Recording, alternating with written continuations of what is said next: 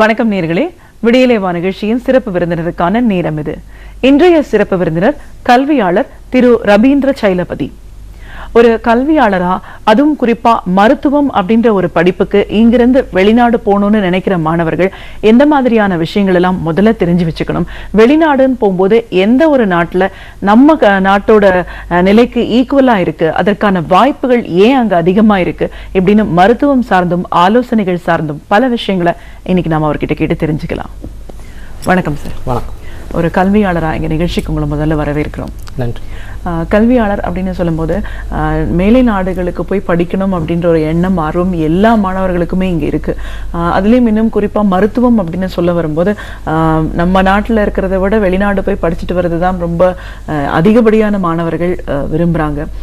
நீங்கள் ஒரு நிறுவனமும் நடத்திட்டு இருக்கீங்க, வெளிநாடு போய் படிச்சுட்டு வர்றதுக்கான எல்லா வகையான சப்போர்ட்டும் செய்கிற மாதிரியான ஒரு நிறுவனத்தையும் நிறுவிட்டு இருக்கீங்க. அதே நேரத்தில் இந்த படிப்பை தேர்ந்தெடுக்கணும் அப்படின்னு போது அந்த பெற்றோருக்கும் சரி மாணவர்களுக்குமான ஆலோசனைகளையும் வழங்கிட்டு இருக்கீங்க. இப்போ எங்க இதுக்கான வாய்ப்புகள் அதிகம் இருக்கு, ஏன் எந்த காரணத்தினால நம்ம இந்த ஒரு நாட்டுக்கு போறோம், இப்படி நிறைய கேள்விகள் இருக்கு. பொதுவாகவே மருத்துவ படிப்புன்னு வரும்போது அதிகப்படியான மாணவர்கள் பிலிப்பைன்ஸ் போகணுங்கிறது தான் விருப்பப்படுறாங்க. அதுல முழுக்க சப்போர்ட் அப்படிங்கறத உங்க நிறுவனம் மூலமா நீங்க சப்போர்ட் பண்ணிட்டு இருக்கீங்க. இப்போ இந்த மருத்துவம் அப்படிங்கிறது வெளிநாடு போகணுன்ற ஒரு எண்ணம் வர்ற மாணவர்களுக்கு என்ன மாதிரியான விஷயங்கள் முதல்ல தெரிஞ்சு வச்சுக்கணும், பிலிப்பைன்ஸ் எந்த அளவுக்கு நம்மளுக்கு இணைய இருக்கு, சப்போர்ட் பண்ணுது, நாம ஏன் அதை தேர்ந்தெடுக்கிறோம், இப்படி நிறைய கேள்விகள் இருக்கு. இது எல்லாத்துக்கும் உங்ககிட்ட இருந்து முழுமையான பதில்களை எதிர்பார்க்கிறோம். இப்ப முதல்ல மருத்துவ படிப்பு அப்படின்னு வரும்போது மற்ற நாடுகளை விட நம்ம பிலிப்பைன்ஸை ஏன் அதிகப்படியா மாணவர்கள் தேர்ந்தெடுக்கிறாங்க, நிறுவனங்களும் அந்த மாதிரியான கண்ட்ரீஸ்க்கு தான் சப்போர்ட்டும் அதிகமா பண்றாங்க, ஏன் சார் அப்படி? அதாவது எங்களோட நிறுவனம் 2006 துவங்கப்பட்டது. 12ஆம் வகுப்பு முடிச்சுட்டு அடுத்தது உயர்கல்விக்கு என்ன படிக்கலாம் அப்படிங்கிற ஒரு தடுமாற்றம் எல்லாருக்குமே இருக்கும். அந்த தடுமாற்றத்தை நீக்கி அவங்களுக்கு ஒரு கேரியர் கைடன்ஸ் கொடுக்கறதா ஒரு நிறுவனமாக தான் எங்களோடது இருந்தது. கடந்த 5 ஆண்டுகளா பிலிப்பைன்ஸுக்கு மருத்துவம் படிக்கிறதுக்கான ஆர்வம் மக்களிடையே அதிகமாக வந்தது. ஏன்னு கேட்டிங்கன்னா, நமது இந்தியாவில் 1500 பேருக்கு தான் ஒரு டாக்டர் இருக்காங்க. மேலை நாடுகள் அப்படி இல்லை, 400 சராசரியாக ஒரு 400 பேருக்கு ஒரு டாக்டர் இருக்காங்க. ஸோ நம்மளுடைய நாட்டில் டாக்டர் பற்றாக்குறைகள் இருக்குது.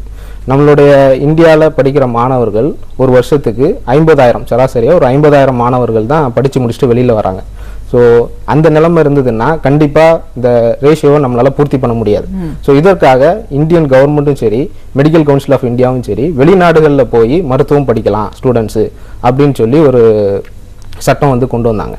ஸோ அதில் Russia, Georgia, Ukraine, China, Philippines இந்த மாதிரி நாடுகளுக்கு போனாங்க. அதிகமாக கடந்த 5 ஆண்டுகளாக போகிறது பிலிப்பைன்ஸ். அது எதுக்குன்னு கேட்டிங்கன்னா, மருத்துவம் படிக்கிறதுக்கு முக்கியமானது நோய்கள், நோயாளிகள். மருத்துவரோட இருக்கக்கூடிய விஷயமே நோய்களும் நோயாளிகளும் தான். நோயோடைய தன்மை எப்படி இருக்குன்னு சொன்னால், நோய் ஒரு நாட்டினுடைய கிளைமேட்டை பொறுத்து 90% நோய்கள் இந்த நாட்டினுடைய கிளைமேட்டை பொறுத்து தான் இருக்குது. நம்மளோட இந்தியாவும் சரி பிலிப்பைன்ஸும் சரி டாபிக்கல் ரீஜனில் இருக்குது. ஸோ அதனால் இங்கே என்ன நோய்கள்லாம் இருக்கோ அதே நோய்கள் தான் பிலிப்பைன்ஸ்லேயும் இருக்குது. ஸோ மாணவர்கள் அங்கே படித்து முடிச்சுட்டு திரும்ப இங்கே வரும்பொழுது நம்ம ஊரில் புதுசாக ஏதாவது படிக்கணும், புதிய நோய்களை பற்றி தெரிஞ்சுக்கணுங்கிற அவசியம் அதிகமாக இருக்காது. மற்றபடி இந்த ரஷ்யா அந்த மாதிரி நாடுகள் சொன்னோம் இல்லையா, அந்த நாடுகளில் ஒரு 6 மாதம் அதிகப்படியான குளிர் இருக்கும். ஸோ அந்த நேரத்தில் வரக்கூடிய நோய்கள் நம்ம இந்தியாவில் கண்டிப்பாக வரப்போகிறது கிடையாது. ஸோ அதை படிச்சுட்டு வந்தாங்கன்னு சொன்னால் இங்கே வரக்கூடிய மாணவர்களுக்கு ஒரு பெரிய சிரமம் இருக்கும், நோய்களை பற்றியான தன்மைகள் எதுவும் தெரியாமல் இருக்கும். ஸோ இதனால் பிலிப்பைன்ஸுக்கு அதிகமான மாணவர்கள் போகிறாங்க. அடுத்தது மொழி. அங்கே பேசக்கூடிய மக்கள் 90%க்கும் மேலே ஆங்கிலம் பேசுகிறாங்க. ஸோ அதனால் அங்கே படிக்கக்கூடிய மொழியும் ஆங்கிலம், பேசுகிறது, கம்யூனிகேட் பண்ணுறது எல்லாமே ஆங்கிலம் தான். இப்போ நம்ம மாணவர்கள் பிலிப்பைன்ஸில் படிக்கும் பொழுது ஃபைனல் இயரில் கிளினிக்கல் நோட்டேஷன் பண்ணுவாங்க. ஸோ அப்போ பேஷண்ட்ஸ் கூட டைரெக்டாக இன்ட்ராக்ட் பண்ணி அவங்களுக்கு என்ன பண்ணுது, என்ன பண்ணணும் அப்படிங்கிற விஷயங்களை பேஷண்ட் கூட டைரெக்டாக இன்ட்ராக்ட் பண்ணுறதுக்கு ஒரு மொழி கண்டிப்பாக தேவை. வெளிநாடுகள்னு சொல்லும்போது ஆங்கிலத்தில் பேசினாங்கன்னு சொன்னால் அதை நம்ம ஈஸியாக புரிஞ்சுக்கிடலாம். ஸோ இது ஒரு காரணம். 3வது ஹேண்ட்ஸ் ஆன் ப்ராக்டிஸ்ன்னு சொல்லுவாங்க. அதாவது பேஷண்ட்ஸை தொட்டு வைத்தியம் பண்ணும் முறை. அது நம்ம இந்தியாவில் இருக்குது, மற்ற கண்ட்ரீஸில் சில கண்ட்ரீஸில் அந்த இது கிடையாது. பேஷண்ட்ஸ் தொட்டு வைத்தியம் பண்ணக்கூடிய முறை. பிலிப்பைன்ஸில் அந்த இது இருக்கிறதுனால அதிகப்படியான மாணவர்கள் இப்போதைக்கு பிலிப்பைன்ஸ்க்கு ட்ராவல் பண்ணி படிக்கிறாங்க. ஓகே. இப்போ நம்ம MBBS அப்படின்னு பார்க்கும்போது +2 முடித்த மாணவர்கள் என்ன அந்த அடலசன்ட் ஏஜில் தான் இருப்பாங்க. இப்போ நம்ம ஒரு நாட்டில் இருந்துட்டு ஒரு படிப்புக்காக ஒரு மற்ற நாடுக்கு போகிறோம் அப்படின்னும் போது இந்த எண்ணமே வந்து ஒரு பெரிய தாக்கத்தை வந்து ஒரு குடும்பத்தில் ஏற்படுத்துன்றதை நம்ம பார்க்குறோம். பெற்றோருக்கும் சரி மருத்துவம் படிக்கணுன்ற ஆர்வத்துக்காக மாணவர்கள் போகிறாங்களே தவிர அவங்களுக்கும் மொழி நாடு பற்றின பயம் இருக்கும். பட் தனியாக ஒரு சின்ன பசங்களை அனுப்புறோமேன்ற பயம் பெற்றோருக்கும் இருக்கும். இந்த சூழல்ல ஒரு மருத்துவ படிப்புக்கு வெளிநாடு போகணும்னு வர்ற மாணவருக்கும் சரி பெற்றோருக்கும் சரி ஒரு ஆலோசகரா முதல்ல என்ன மாதிரியான விஷயங்கள் எல்லாம் சொல்லுவீங்க சார்? அதாவது மருத்துவம் படிக்க பிலிப்பைன்ஸ் போகணும்னு நினைக்கிற மாணவர்களுடைய பெற்றோர்கள் தெரிந்து கொள்ள வேண்டியது, அங்கே காலேஜில் நிறைய கன்சல்டன்ஸ் இங்கே இருக்கிறாங்க. அந்த கன்சல்டன்ஸை நீங்கள் போய் அணுகலாம். அந்த கன்சல்டன்ட் வந்து டைரெக்டாக காலேஜ் கூட அக்ரிமெண்ட் பண்ணியிருக்கிறாங்களா, அதை நீங்கள் அந்த அக்ரிமெண்ட் காப்பியை கண்டிப்பாக பார்க்கணும். அப்போ தான் அவங்களால சில விஷயங்களை நேரடியாக காலேஜை தொடர்பு கொண்டு விஷயங்களை பண்ண முடியும். அதுக்கப்புறம் அதில் வந்து நிறைய ப்ரொசீஜர்ஸ் இருக்குது. அட்மிஷன் லெட்டர் வாங்கி கொடுக்கறது, விசா ப்ராசஸ் எல்லாமே இருக்குது. அதை பற்றி தெரிஞ்சுக்கணும். முதல்ல வந்து அது எந்த காலேஜில் அந்த கல்வியோடைய கோர்ஸ் டியூரேஷன் சொல்லுவோம் இல்லையா, அதை வந்து அவங்க தெரிஞ்சுக்கணும். பிலிப்பைன்ஸில் படிக்கக்கூடிய டியூரேஷன் வந்து 5.5 ஆண்டுகள், 5 வருஷம் 4 மாதம். இதில் 1.5 ஆண்டுகள் வந்து ப்ரீ மெடிசன் கோர்ஸ் படிக்கணும், பேச்சுலர் ஆஃப் சயின்ஸுங்கிற டிகிரி. இப்போ நமது ஊரில் 10th 12th முடிச்சுட்டு டைரெக்டாக நம்ம MBBS படிக்க போயிடும். பிலிப்பைன்ஸில் அப்படி கிடையாது. 10th முடிச்சதுக்கப்புறம் 4 years பேச்சுலர் டிகிரி ஒன்று பண்ணுவாங்க. அதுக்கப்புறம் தான் டாக்டர் ஆஃப் மெடிசன் MDக்குள்ளே போவாங்க. நமது மாணவர்கள் அதிகமாக அங்கே போகிறதுனால அங்கே செட்டுன்னு சொல்லுவாங்க, அதான் வந்து கமிஷன் ஆஃப் ஹையர் எஜுகேஷன், அந்த எஜுகேஷன் டிபார்ட்மெண்ட்டோடைய ஹெட். அவங்க வந்து நமது இந்திய மாணவர்களுக்காக அந்த BSங்கிற 4 year ப்ரோக்ராமை நம்ம 11th 12th இங்கே ஏற்கனவே படித்ததுனால 1 year 4 months அங்கே ஃப்ரேம் பண்ணி வச்சுருக்காங்க. ஸோ இங்கே ஃபஸ்ட்டு போகிற மாணவர்கள் கண்டிப்பாக அந்த பேச்சுலர் ஆஃப் சயின்ஸ் டிகிரி அந்த இது 1 year 4 months அவங்க கண்டிப்பாக படிக்கணும். ஸோ அவங்க படிக்கக்கூடிய நேரத்தில் NMATங்கிற ஒரு எக்ஸாம் எழுத வேண்டியிருக்கும், நேஷனல் மெடிக்கல் அட்மிஷன் டெஸ்ட். இந்த டெஸ்ட்டில் எல்லா மாணவர்களும் குறைந்தது 40% மார்க் இருந்தால் மட்டும்தான் அவங்களால MDக்குள்ளே போக முடியும். இதை நிறைய பேர் சொல்கிறதில்ல. ஸோ இதை நீங்கள் தெரிஞ்சுக்கிடணும். அடுத்தது இந்தியன் எம்பசி மணிலா, அதாவது இந்திய தூதரகம், பிலிப்பைன்ஸில் இருக்கக்கூடிய இந்திய தூதரகத்தினுடைய வெப்சைட்டில் அவங்க வந்து எந்த காலேஜில் போய் படிக்கலாம், இதனுடைய முறைகள்லாம் என்ன, காலேஜை பற்றி எப்படி தெரிஞ்சுக்கிடணும் அப்படிங்கிற டீட்டெயில்ஸ் எல்லாமே போட்டிருக்காங்க. ஒரு 36 காலேஜஸ் இருக்குது.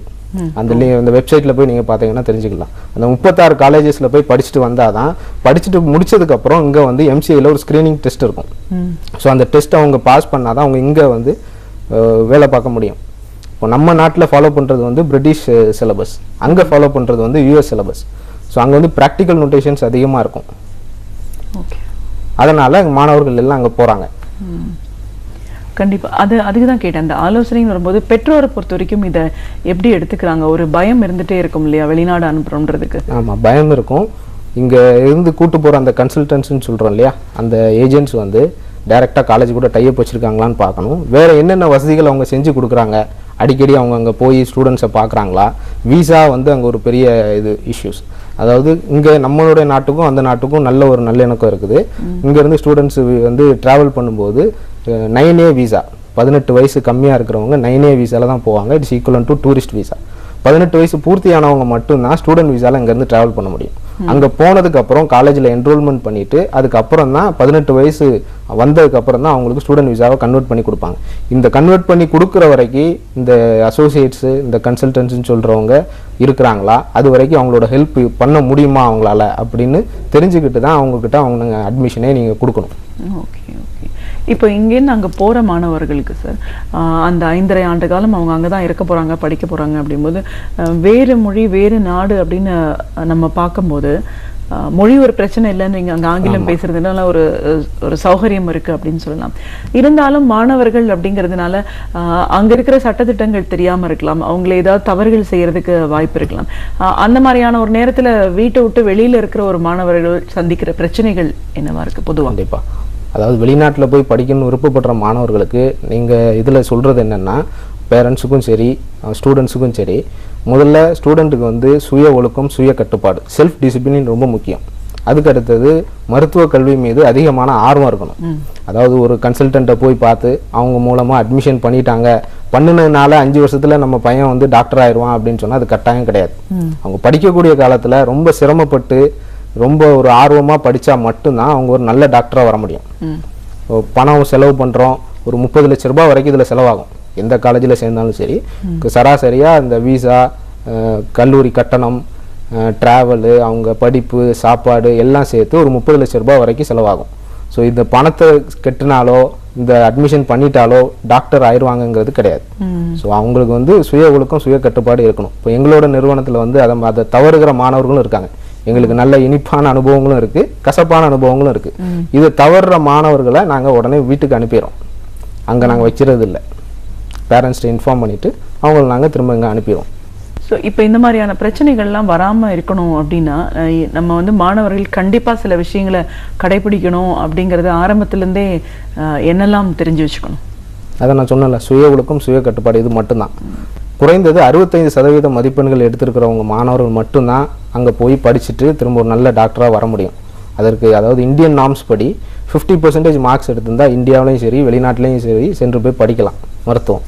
ஆனால் என்னோட விருப்பம் என்னென்னா, எங்கள்கிட்ட வர்றவங்களுக்கு நாங்கள் கைடன்ஸ் கொடுக்குறது என்னென்னா, ஒரு 65% மினிமம் எடுத்துருக்கணும். அவங்களால மட்டும்தான் அந்த படிப்பை கன்டினியூ பண்ண முடியும். அதேமாதிரி பெற்றோர்கள்ட்ட நாங்கள் சொல்கிறது, உங்களுடைய மகன் வந்து 12 வருஷம் அவங்க உங்கள் கூட இருந்திருக்கிறாங்க, அவங்களுடைய பழக்க வழக்கங்கள் தனியாக போய் அங்கே இருந்துருவாங்களா அப்படிங்கிறது எல்லாமே உங்களுக்கே தெரியும். அப்படி உங்களுக்கு ஒரு நம்பிக்கை இருந்தால் மட்டும்தான் நீங்கள் வெளிநாட்டுக்கு அனுப்பணும். அப்படி நம்பிக்கை இல்லை, இங்கே சேட்டை பண்ணிகிட்டு இருக்கிறான், இல்லை இங்கே கொஞ்சம் பிரச்சனைகள் இருக்குது, அதனால் அவன் வெளிநாட்டுக்கு போனால் படிச்சிருவான் அப்படின்னு சொல்லி அனுப்புனாங்கன்னு சொன்னால் அது கண்டிப்பாக அங்கே போய் இதோட அதிகமாக தான் இருக்கும். அவங்களால படித்து முடித்து வர முடியாது. ஸோ நாங்கள் பேரண்ட்ஸ்ட்டு அதை நாங்கள் வலியுறுத்தி சொல்லுவோம். உங்களுக்கு உங்கள் பையன் மேலே ஒரு நம்பிக்கை இருந்தது அப்படின்னு சொன்னால் நீங்கள் அவங்கள அனுப்பி வைங்க அப்படின்னு. பெற்றோர் மேலே அதிக பாசம் வச்சுருக்கிற எந்த மாணவர்களும் தப்பு பண்ண மாட்டாங்க. பிரிஞ்சு இருக்கிறாங்க, டெய்லி அவங்ககிட்ட அங்கேருந்து பேசுவாங்க. ஸோ பெற்றோர் இவ்வளோ செலவு பண்ணி நம்மளை இவ்வளோ கஷ்டப்பட்டு அனுப்புகிறாங்க அப்படிங்கிற எண்ணம் இருக்கிற ஒவ்வொரு மாணவரும் தப்பு பண்ண மாட்டாங்க. இப்போது எம்பிபிஎஸ்க்கு அப்பாற்பட்டு எம்டி இன்னும் போஸ்ட் கிராஜுவேஷன் படிக்கிறதுக்காகவும் மாணவர்கள் இங்கேருந்து போகிறவங்க இருக்காங்களா எப்படி சார்? ஆமாம், இருக்கிறாங்க. அதுக்கு வந்து யூஎஸ், யூகே அந்த மாதிரியான மேலை நாடுகள் தான் அதிகமாக போகிறாங்க. பிலிப்பைன்ஸை பொறுத்த வரைக்கும் பார்த்தீங்கன்னா மெடிக்கல் கவுன்சில் ஆஃப் இந்தியா வந்து இது வரைக்கும் அதை வந்து ரெகனைஸ் பண்ணல. அதாவது எம்டி, அதாவது பிஜி டிகிரியை வந்து பிலிப்பைன்ஸில் படிக்கக்கூடிய பிஜி டிகிரியை ரெகனைஸ் பண்ணல. இருந்தாலும் சில மாணவர்கள் போகிறாங்க. ஏன்னா அங்கே வந்து இது 4 ஆண்டுகள் எம்டின்னு சொன்னேன், டாக்டர் ஆஃப் மெடிசன். அது போக பிஜியில் ஸ்பெஷலைசேஷன், இது சில டிகிரி வந்து ஸ்பெஷலைசேஷனில் வந்து 4.5 ஆண்டுகளும் இருக்குது, 5 ஆண்டுகளும் இருக்குது. இங்கே வந்ததுக்கப்புறம் அது வந்து medical council of India recognise பண்ணல. பட் இருந்தாலும் அதை பற்றி தெரிஞ்சுக்கிடணும், நிறைய நோய்களை பற்றி கற்றுக்கணும் அப்படின்னு நினைக்கிற மாணவர்கள் அங்கே வந்து சேர்றாங்க. இப்போ மற்ற நாடுகளை ஒப்பிட்டு பார்க்கும்போது, இப்போ நீங்கள் முதல்ல சொன்னீங்க ரஷ்யாலாம் போகிறவங்க இருக்காங்க, சைனா இந்த மாதிரி இடங்களுக்கும் மருத்துவம் சார்ந்த படிப்புகளுக்கு போகிறாங்கன்னு. ஆனால் இந்த செலவுன்னு வரும்போது பிலிப்பைன்ஸ் இன்னும் கொஞ்சம் காஸ்ட்லி அப்படின்னு ஃபீல் பண்ணுறதையும் பார்க்குறோம். ஆமாம், இப்போ செலவு பண்ணுறதுன்றது இந்தியாவை கம்பேர் பண்ணும்போது இந்தியாவில் ஒரு ப்ரைவேட் ஆர்கனைசேஷனில் படிக்கிறத விட அங்கே வந்து செலவு கம்மி. பட் ஒரு குவாலிட்டியான எஜுகேஷன் வேணும். செலவு கம்மியாக இருக்குது, பணம் குறைவாக இருக்குது, ஒரு 15 லட்சம் ரூபாயில் ரஷ்யாவில் போய் படிச்சுட்டு வரலாம், பட் குவாலிட்டி இல்லைன்னு சொன்னால் அது பிரயோஜனம் இல்லை. நான் உங்களுக்கு முதலே சொன்ன மாதிரி அங்கே வந்து 6 மாதங்கள் வந்து அதிகப்படியான குளிர் இருக்கும். ஸோ அந்த குளிர் நேரத்தில் அங்கே என்னென்ன நோய்கள் இருக்கோ அதை பற்றி தான் அவங்க அங்கே படிப்பாங்க அதிகமாக. அந்த நோய்கள் நம்ம இந்தியாவில் வரப்போகிறதே கிடையாது. இப்போ அவங்க medical council of India screening டெஸ்ட்டில் வரும்போது நம்ம நாட்டில் உள்ள கேள்விகளை பற்றி, நம்ம நாட்டில் உள்ள நோய்களை பற்றியான கேள்விகள் மட்டும்தான் அதில் இருக்கும். இந்த வெளிநாட்டில் போய் படிச்சுட்டு வர்றவங்க நம்ம இந்தியாவில் இருக்கக்கூடிய நோய்களை பற்றி தெரிஞ்சிருக்காங்களா அப்படிங்கிறத செக் பண்ணுறதுக்கான ஒரு எக்ஸாம் தான் அது. ஸோ அந்த எக்ஸாமில் அவங்களால கிளியர் பண்ண முடியாது. ஏன்னா அவங்க அந்த நாட்டில் உள்ள நோய்களை பற்றி மட்டும்தான் படிச்சிருப்பாங்க. ஸோ இங்கே உள்ளது அதிகப்படியாக தெரியாது. ஸோ அதில் ஒரு சிரமம் இருக்குது. அதனால் இங்கே பிலிப்பைன்ஸுக்கு அதிகப்படியான மாணவர்கள் வர்றாங்க. பொதுவாக வெளிநாடு போகணும் அப்படின்னும் போது மற்ற கண்ட்ரீஸ்க்கெல்லாம் போகும்போது நிறைய இந்த டெஸ்ட் எல்லாம் இருக்குதுன்னு சொல்கிறாங்க. மெடிக்கலுக்கு அப்பாற்பட்டே நிறைய டெஸ்ட் இருக்குது சொல்லணும். இப்போ இங்கே ஸ்டூடெண்ட்ஸாக போகிறவங்களுக்கு அந்த மாதிரியான டெஸ்ட் இருக்கா, அதுக்கான பயிற்சிகள் இருக்கா? டெஸ்ட் எதுவுமே கிடையாது. நான் சொன்ன மாதிரி அந்த 1.5 ஆண்டுகள் ப்ரீ மெடிசன் கோர்ஸ் படிப்பாங்க இல்லையா, அங்கே படிக்கும்போது அந்த என்மேட்னு சொன்னோம் இல்லையா, அது வந்து ஒரு என்ட்ரன்ஸ் எக்ஸாம் மாதிரி தான். அங்கே பிலிப்பினோ ஸ்டூடெண்ட்ஸு கண்டிப்பாக அந்த எக்ஸாம் எழுதி தான் அவங்க வந்து டாக்டர் ஆஃப் மெடிசன் அந்த கோர்ஸை அவங்க சூஸ் பண்ணுவாங்க. நமது மாணவர்கள் அங்கே அந்த கோர்ஸில் அந்த என்ட்ரன்ஸ் எக்ஸாமில் 40% மார்க் கண்டிப்பாக எடுக்கணும். ஸோ இதுதான் அங்கே இருக்கக்கூடிய ஒரு என்ட்ரன்ஸ் எக்ஸாம். அது இவங்க அந்த 1.5 ஆண்டுகள் படிக்கிறபோது 3 தடவை அந்த எக்ஸாம் எழுதலாம். அதாவது மார்ச், ஏப்ரல் இதில் இந்த பீரியடில் ஒரு எக்ஸாமும், அக்டோபர், நவம்பர் இதில் ஒரு எக்ஸாமும் இருக்கும். ஸோ இவங்க 1.5 ஆண்டுகள் படிக்கும்போது 3 தடவை அந்த எக்ஸாம் எழுதலாம். அந்த 3 தடவைக்கு முன்னாடி அவங்க ஒரு 40% மார்க் கண்டிப்பாக எடுக்கணும். எடுக்கலன்னு சொன்னால் அவங்க அதை படிக்க முடியாது. அப்படி எடுக்காத மாணவர்கள் திரும்ப வர்றது நல்லது. ஏன்னா இந்த ஒரு என்ட்ரன்ஸ் எக்ஸாமே அவங்களால பாஸ் பண்ண முடியலன்னு சொன்னால் கண்டிப்பாக அவங்களால அந்த 4 வருஷம் மருத்துவ படிப்பு படிக்க முடியாது. அது அவங்களுக்கு சிரமம். ஸோ அவங்க திரும்ப வர்றது ரொம்ப நல்லது. ஸோ இப்போ இங்கேருந்து ஒரு மாணவர் மருத்துவ படிப்புக்காக போகும்போது அந்த ஏஜென்சி எந்த அளவுக்கு அவங்களுக்கு உத்தரவாதம் கொடுக்குது? ஒன்று நீங்கள் சொன்னீங்க தனி மனித ஒழுக்கம் இல்லைன்னா அதுக்கு யாரும் கேரண்டி இல்லை திரும்பி வரணும்னு. பட் இப்படி ஒரு படிப்புக்காக ஒருத்தர் போகிறாங்க, இவ்வளோ தூரம் ஒன்று கடன் பட்டோ செலவு பண்ணி ஒருத்தங்களை வெளிநாடு அனுப்புகிறாங்கன்னும் போது அந்த ஃபஸ்ட்டு இந்த ப்ரீ டிகிரி கோர்ஸ்ன்னு சொல்கிறீங்களே, இந்த இடத்துல இந்த பிரச்சனைகள் இருக்குது, இது தாண்டலைன்னா திரும்பி வராங்க அப்படின்னும் போது இப்போ இந்த காஸ்டிங் எல்லாம் எப்படி சார் ஒர்க் அவுட் பண்ணுறீங்க? இப்போ அவங்களுக்கு அது நஷ்டம் அப்படிங்கிற மாதிரி? அதுதான் நாங்கள் வரும்போதே முதல்ல நாங்கள் எல்லா விஷயத்தையும் கிளியராக சொல்லிடுறோம். இந்த மாதிரியான செலவுகள் ஆகும், முதல் வருஷம் அதிகப்படியாக கொஞ்சம் செலவாகும். ஏன்னா டிக்கெட் இங்கேருந்து போகக்கூடிய விசா செலவுகள், அங்கே போய் அவங்கள ஸ்டூடெண்ட் விசாவாக கன்வெர்ட் பண்ணுறது, இந்த மாதிரியான செலவுகள்லாம் அதிகப்படியாக ஆகும். இந்த எக்ஸாமில் பாஸ் பண்ணால் தான் உங்கள் மாணவர் வந்து படிக்க முடியும்னு நாங்கள் முதல்ல வலியுறுத்தி சொல்கிறோம். அதான் சொன்னேன், பேரண்ட்ஸுக்கு பிள்ளைகள் மேலே ஒரு நம்பிக்கை இருக்கணும், படிக்க போகிற மாணவர்களுக்கும் மருத்துவ கல்வி மீது அக்கறை இருக்கணும். அக்கறை இருந்துன்னு சொன்னால் அந்த 40% மார்க் எடுக்கிறது பெரிய விஷயம் இல்லை. ஸோ அக்கறை இல்லாமல் வீட்டினுடைய கம்பல்ஷனுக்கு ஏதோ வெளிநாட்டில் போய் படிக்கணும், சும்மா படிக்கணும்னு வர்ற மாணவர்களுக்கு தான் அது பொருந்தும். நான் சொல்கிறது திரும்ப வர்றது, படித்து முடிக்க முடியாமல் திரும்ப வராங்கன்னு சொன்னோம், அது அந்த மாதிரி மாணவர்கள் தான் பொருந்தும். அக்கறையோடு இருக்க மாணவர்கள் நிறைய பேர் இருக்காங்க. இப்போ எங்கள் நிறுவனத்தை அணுகி போன வருஷம் ஒரு 100 மாணவர்கள் ஒரு கல்லூரியில் சேர்ந்தாங்க. அதில் உள்ளவங்க யாருமே அந்த என்மேட் எக்ஸாமில் இப்போ ஃபெயில் ஆகலை. இப்போ ஒரு 300 மாணவர்கள் அங்கே படிச்சுட்டு இருக்கிறாங்க. ஸோ அவங்க ஃபர்ஸ்ட் அட்டம்ப்டில் கொஞ்சம் பேர் பாஸ் ஆகிருக்காங்க, கொஞ்சம் பேர் இனிமேல் தான் முதல் தடவை அந்த எக்ஸாம் எழுத போகிறாங்க, அடுத்த மாதம் நடக்கக்கூடிய எக்ஸாம். இப்போ நம்ம இங்கே ஒரு நாட்டிலேருந்து இன்னொரு நாட்டுக்கு போகும்போது பிரச்சனைகள் பற்றி சொல்லியிருக்கீங்க, நம்ம சரியாக இருக்கணும், தனி மனித ஒழுக்கம் ரொம்ப முக்கியம் அப்படின்னீங்க. அந்த மாதிரி இல்லைன்னா விளைவுகள் எவ்வளோ விபரீதமாக இருக்குது நம்ம பார்த்துருக்கோம். இதையெல்லாம் தாண்டி ஒரு மாணவர் அங்கே போகும்போது பல மாணவர்கள் பல நாடுகள்லேருந்தும் அங்கே வந்திருப்பாங்க. ஸோ இப்போ அந்த ஒருத்தருக்கான இன்ட்ராக்ஷன்ஸ் எப்படி இருக்கும், எப்படி மற்றவங்களோட பழக முடியும்? உதாரணத்துக்கு நம்ம சாப்பாடே அங்கே கிடைக்குமா என்னன்னு தெரியல, உணவு பழக்க வழக்கங்கள், இப்படி general mingling with students with peer groups எப்படி இருக்கு சார்? அதாவது நமது நாட்டில இருந்து அங்கே போகிற மாணவர்கள் அங்கே இருக்கக்கூடிய பிலிப்பினோ ஸ்டூடெண்ட்ஸோட அவங்களுக்கு கிளாஸஸ் இருக்காது. இது தனியாக இருக்கும் இன்டர்நேஷ்னல் ஸ்டூடெண்ட்ஸோட. இதில் ஒரு 15 நாடுகள்ல இருந்து வந்து படிப்பாங்க. யூஎஸ்லேருந்து வந்து படிக்கிறவங்க இருக்காங்க, நைஜீரியாவிலேருந்து வந்து படிக்கிறாங்க, ஈவன் சைனாலேருந்து வந்து படிக்கிறாங்க. ஸோ ஸ்டூடெண்ட்ஸ் எல்லாருக்கூடையும் அவங்க பேசும் பொழுது அவங்கள எந்த மாதிரியான கல்வி இதுக்கு முன்னாடி படிச்சுட்டு வந்திருக்கிறாங்க, அதாவது கல்வின்னு சொல்லும்போது எப்படி அவங்க படிச்சுட்டு வந்திருக்காங்க, அந்த கல்வி முறைன்னு இருக்கு. இப்போ நம்ம ஊரில் 12th வரைக்கும் எக்ஸாமில் மக்கப் பண்ணி அதை அப்படியே தான் படிச்சுட்டு வந்திருப்பாங்க. அங்கே போய் இந்த மாதிரி மாணவர்கள் கூட அவங்க இன்ட்ராக்ட் பண்ணும்போது அவங்க எந்த மாதிரியான கல்வி முறையை ஃபாலோ பண்ணிட்டு வந்திருக்காங்க, அந்த கல்வி முறை இவங்களுக்கு பிடிச்சிருந்தது இல்லை அதை இவங்க பின்பற்ற முடிஞ்சதுன்னு சொன்னால் அது அவங்களுக்கு ஒரு பெரிய ஒரு அட்வான்டேஜாக இருக்கும். அடுத்தது அங்கே உள்ள மக்கள் ரொம்ப அமைதியாக பேசக்கூடியவங்க. ஒரு சத்தமாக நம்ம ஒரு 2 பசங்க நின்று பேசிட்டு இருக்கிறத பார்த்தானா யாரோ சண்டை போட்டுட்டு இருக்க மாதிரி அவங்க ஃபீல் பண்ணுவாங்க. ஸோ அதனால அமைதியாக இருக்கக்கூடியவங்க. அவங்க நம்மளை பற்றி எதுவும் அந்த நிற பிரச்சனைன்னு சொல்லுவோம் இல்லையா, அந்த பிரச்சனைகள் மற்ற நாடுகளில் இருக்கலாம், பிலிப்பைன்ஸில் அது கண்டிப்பாக கிடையாது. அடுத்தது சாப்பாடுன்னு பார்த்தீங்கன்னா இங்கே நம்ம ஊரில் என்னென்ன காய்கறிகள்லாம் இருக்கோ எல்லா காய்கறிகளுமே அங்கே இருக்கும். அங்கே கல்டிவேஷனுக்கு முக்கியத்துவம் உண்டாங்க. மெயின் நம்ம ஊரை மாதிரி அங்கே கல்டிவேஷன் தான் ரொம்ப அதிகமாக பண்ணுறாங்க.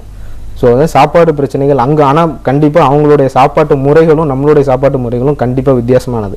நம்மளால் அவங்களுடைய சாப்பாட்டு முறைகளை பின்பற்ற முடியாது.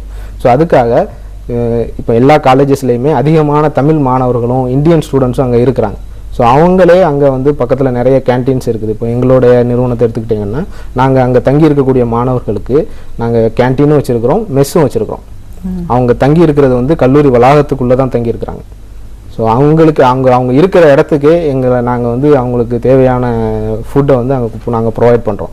அப்படி இல்லைன்னா கூட அவங்க காலேஜை சுற்றி நிறைய இந்தியன் கேன்டீன்ஸ் இருக்குது. எங்கள் கல்லூரியில் ஒரு 1000 மாணவர்கள், இந்திய மாணவர்கள் அங்கே படிக்கிறாங்க. ஸோ இந்தியாவிலேருந்து எல்லா தலைநகரத்துலேருந்தும் வந்த மாணவர்கள், எல்லா ஸ்டேட்லேருந்தும் வந்த மாணவர்கள் இருக்காங்க. ஸோ அவங்களுக்கு அங்கே வெளியில் ஏகப்பட்ட ரெஸ்டாரண்ட்ஸு, ஹோட்டல்ஸ் எல்லாமே இருக்குது. ஸோ நமது மாணவர்களுக்கு அங்கே போகும்பொழுது அந்த பிரச்சனைகள் இல்லை. ஸோ அதனால் இந்த பேரண்ட்ஸ் போகிறதுக்கு முன்னாடி அங்கே எவ்வளவு அந்த ஒரு கல்லூரியில் சேர்க்க போகிறோன்னு சொன்னால் அந்த கல்லூரியில் எவ்வளோ மாணவர்கள் இருக்கிறாங்க, நம்ம இந்திய மாணவர்கள் எவ்வளோ பேர் இருக்கிறாங்க, சாப்பாடு பிரச்சனைகள் அங்கே எப்படி இருக்குது, நல்ல சாப்பாடு அங்கே கொடுக்க முடியுதா அப்படின்னு. இப்போ நாங்கள் ஃபேஸ் பண்ணுற ப்ராப்ளம் என்னென்னா தான் நம்ம நல்ல சாப்பாடு கொடுத்தாலும் ஒரு 2 மாதம் அவங்களுக்கு அது நல்லாயிருக்கும், அதுக்கப்புறம் கண்டிப்பாக அது ஒரு இது இல்லாமல் போகும். இப்போ எங்களுக்கு அது எங்கள் கல்லூரியில் அந்த பிரச்சனை இல்லை. அவங்க ஒரு 2 மாதம் வெளியில் அந்த காலேஜுக்கு வெளியில் இருக்கக்கூடிய கேன்டீன்ஸ், ஹோட்டல்ஸ் இந்த மாதிரி அவங்க சாப்பிடுவாங்க. திரும்ப ஒரு 2-3 மாதம் கழிச்சு எங்கிட்ட வந்து சாப்பிட வருவாங்க. ஸோ அந்த சாப்பாடு அங்கே எவ்வளோ கிடைக்குது, எவ்வளோ மாணவர்கள் இருக்காங்க, அதை பொறுத்து தான் அங்கே ஹோட்டல்ஸ் எல்லாமே ஓப்பன் பண்ணுவாங்க இல்லையா. ஸோ அந்த இதை அவங்க பேரண்ட்ஸ் தெரிஞ்சுக்கிட்டு தான் அங்கே அனுப்பணும். ஓகே. இப்போ இங்கேருந்து போய் படிச்சுட்டு வர மாணவர்கள், இப்போ இந்த 5.5 ஆண்டு கால கல்வி அப்படின்னு சொல்லியிருக்கீங்க எம்பிபிஎஸ் பொறுத்த வரைக்கும், இங்கே எம்பிபிஎஸ்ன்னு சொல்கிறது அங்கே எம்டியா டாக்டர் ஆஃப் மெடிசன் படிச்சுட்டு வராங்க.